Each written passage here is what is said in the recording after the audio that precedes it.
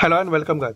Today in this video we learn how to fix internet sync error in Windows 10 PC. So let's start. Firstly go to Windows Start and type services.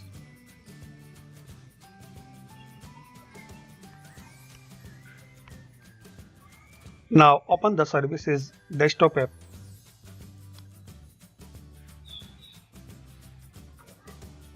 Scroll down.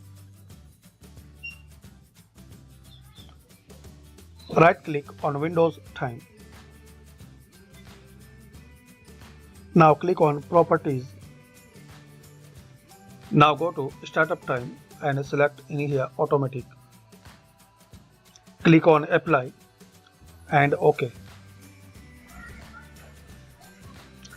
Now click on Stop.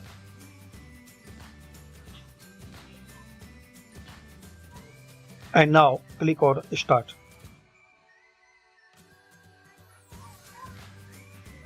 Now restart your PC.